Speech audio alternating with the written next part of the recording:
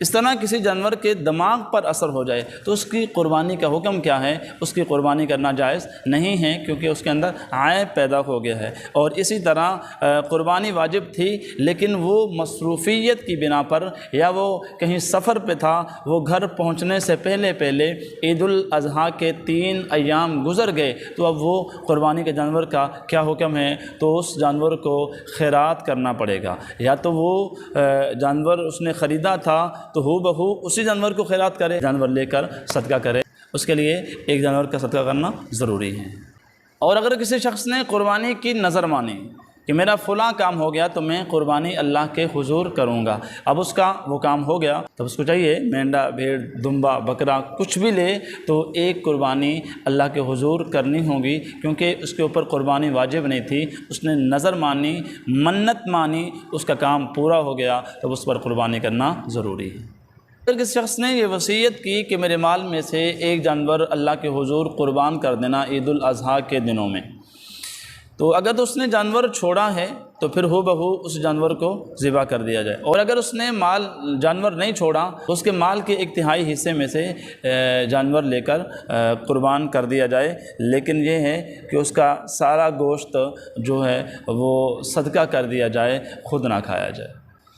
کیا قربانی کے جانور میں بچے کا عقیقہ کر سکتے ہیں؟ جی ہاں، بالکل، قربانی کے جانور میں بچے کا عقیقہ کر سکتے ہیں۔ اگر بچہ ہے تو اپنے حصے کے علاوہ 2 حصے لے، اور اگر بچی ہے تو اپنے حصے کے علاوہ 1 حصہ لے، تو وہ قربانی کے جانور میں عقیقہ بھی کر سکتا ہے۔ لیکن یہ ہے کہ اگر 2 حصے نہیں لے سکتا، 1 حصہ لیا ہے، تب بھی سنت ادا ہو جائے گی۔ مسئلہ نمبر 10 یہ ہے قرآن اندازی کے ذریعے سے قربانی کا حکم۔ قربانی کا حکم قرآن اندازی کے ذریعے سے جائز نہیں ہے۔ اس میں ہوتا یہ ہے کہ چند لوگوں کو جمع کیا، سب سے تھوڑے پیسے لے کر جمع کیے، اور جمع کرنے کے بعد انہوں نے ایک جانور لیا۔ جانور لینے کے بعد انہوں نے پرچیوں پر سب کے نام لکھے، اور وہ پھر پرچیاں نیچے پھینکی۔ ان میں سے پرچی اٹھائی اور جس کا نام نکلا اس کو جانور کی رسی دے دی، اس نے جا کر گھر قربانی کر لی۔ تو کیا یہ قربانی کرنا جائز ہے؟ بالکل جائز نہیں۔ اس وجہ یہ ہے کہ یہ جوئے کی ایک صورت ہے، اس طرح کرنے سے قربانی واجب تھی، قربانی ادا نہیں ہوگی، اور اس طرح قربانی کرنا جائز بھی نہیں ہے۔ نبی کریم صلی اللہ علیہ وسلم کی طرف سے مشترکہ 7واں حصہ جو ہے وہ اللہ کے نبی کے نام پر قربان کرنے کا حکم کیا ہے؟ دیکھیں، بڑا جانور خریدا، اس میں 7 حصے ہوتے ہیں، تو 6 حصے تو ہر بندے نے ایک اپنا کر لیا۔ اب 7واں حصہ ہے، تو وہ جو 6 انسان ہیں، 6 جو حصہ دار ہیں، ان سب نے یہ مشورہ کیا، ہم تھوڑے پیسے ڈال کر یہ جو 7واں حصہ ہے یہ اللہ کے نبی کے نام پر کر دیتے ہیں۔ کیا اس طرح کرنا جائز ہے؟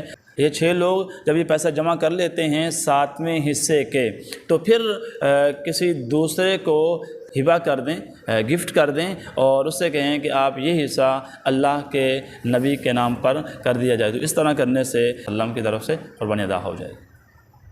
والدین کے لیے اپنی اولاد کی طرف سے عقیقے کا گوشت کھانا جائز ہے؟ جائز نہیں، بالکل جائز ہے، مستحب ہے، اور اس میں بھی 3 حصے کر لیے جائیں، ایک اپنے لیے، ایک اپنے اہل و عیال کے لیے، ایک فقراء مسکین کے لیے، 3 حصے کر کے اس کا گوشت تقسیم کر دیا جائے۔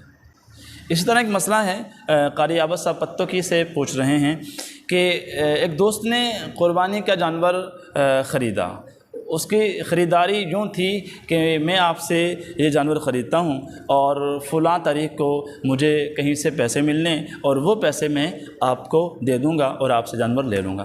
اب وہ فلاں تاریخ گزر گئی، اس کو جو پیسے ملنے تھے وہ پیسے نہیں ملے، تو اب اس نے یہ جانور نہیں خریدا، تو اب کیا اس کے اوپر قربانی کرنا ضروری ہے یا ضروری نہیں ہے؟ دیکھیں، اس نے ابھی تک خریدا نہیں ہے، اس نے یہ کہا تھا وہاں سے پیسے ملیں گے تو میں آپ کو دوں گا، آپ کے گھر سے بکرا لے کر چلا جاؤں گا اور میں پھر قربانی کر لوں گا۔ اب یہاں پر 2 صورتیں ہیں، ایک تو یہ ہے قربانی واجب نہیں ہے، ایک ہے واجب ہے۔ اگر واجب نہیں ہے تو پھر اس پر قربانی واجب نہیں ہے، اس طرح کرنے سے قربانی واجب نہیں ہوتی۔ اور ایک یہ ہے کہ قربانی واجب ہے تو پھر یہ بکرا نہیں، کوئی اور بکرا بھی لے لے تو اس نے اپنے واجب ادا کرنا ہے، تو واجب ادا کرنے کے لیے اگر یہ لیتا ہے پھر بھی ٹھیک ہے، اور اگر کوئی اور بکرا لیتا ہے اس طرح کرنا جائز ہے۔ بہرحال قربانی واجب ہے تو پھر اس کے لیے جو ہے قربانی کا جانور خریدنا پڑے گا، اور اگر واجب نہیں ہے تو اس طرح کرنے سے قربانی واجب نہیں ہوتی۔